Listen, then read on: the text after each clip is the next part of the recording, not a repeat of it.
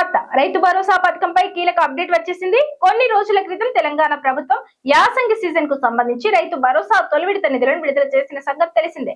దీనిలో భాగంగా అర్హులైన ప్రతి రైతు ఖాతాలో 1 ఎకరాకు సంబంధించి 6,000 జమ చేసింది. త్వరలోనే రెండో విడత చివరకు ఏప్రిల్ నాటికి మూడో విడతలో మొత్తం అన్ని ఎకరాలకు 6,000 చొప్పున రైతు భరోసా నిధులను విడుదల చేస్తామని ఇప్పటికే ప్రకటించారు. ఈ క్రమంలో రైతు భరోసా నిధులపై కీలక అప్డేట్ వచ్చేసింది. త్వరలోనే రెండో విడత చివరకు ఏప్రిల్ చివరి నాటికి మూడో విడతలో మొత్తం అన్ని ఎకరాలకు 6,000 చొప్పున రైతు భరోసా నిధులను విడుదల చేస్తామని ఇప్పటికే ప్రకటించారు. ఈ క్రమంలో రైతు భరోసా నిధులపై కీలక అప్డేట్ వచ్చేసింది. రాష్ట్రంలో కొత్తగా వ్యవసాయ భూములు కొనుగోలు చేసి నూతనంగా పట్టా పాస్బుక్ పొందిన రైతులకు కూడా త్వరలోనే రైతు భరోసా నిధులు జమ చేయనుంది.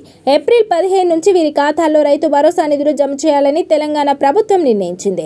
తెలంగాణలో కొత్తగా పాస్బుక్ పొందిన రైతులు 85,000 మంది ఉన్నారు. వీరిలో 62,000 మంది రైతు భరోసా కోసం అప్లై చేసుకున్నారు. ప్రస్తుతం వ్యవసాయ శాఖ అధికారులు వీరి దరఖాస్తులను పరిశీలిస్తున్నారు.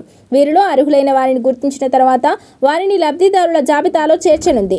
10 రోజుల్లో నూతన లబ్ధిదారుల జాబితా విడుదల చేయనున్నారు. వీరికి ఏప్రిల్ 15, 20 తేదీల మధ్యలో రైతు భరోసా నిధులు జమ చేయనున్నారు.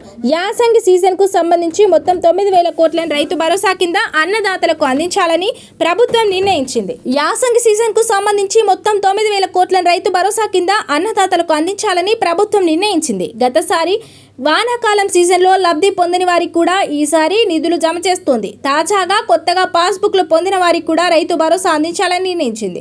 గత ఏడాది ఖరీఫ్ సీజన్లో 69.39 లక్షల మంది రైతులకు రైతు భరోసా కింద 8,744 కోట్లను విడుదల చేసింది. అప్పట్లో 9 రోజుల్లోనే రైతులందరి ఖాతాల్లో వేసింది. కానీ ఈసారి రైతు భరోసా నిధుల విడుదలకు సంబంధించి కొత్త గైడ్ లైన్స్ పాటిస్తోంది. ఎన్ని ఎకరాలు ఉన్నా ముందుగా తొలి విడతలో ప్రతి ఒక్కరికి తొలి ఎకరానికి గాను 6,000 రైతుల ఖాతాల్లో జమ చేసింది. దీంతో రైతులందరికీ ఒకేసారి లబ్ధి చేకూరినట్లయింది. ఏప్రిల్ చివరి నాటికి ప్రతి ఒక్కరి ఖాతాల్లో మొత్తం నిధులు జమ అవుతాయంటున్నారు అధికారులు.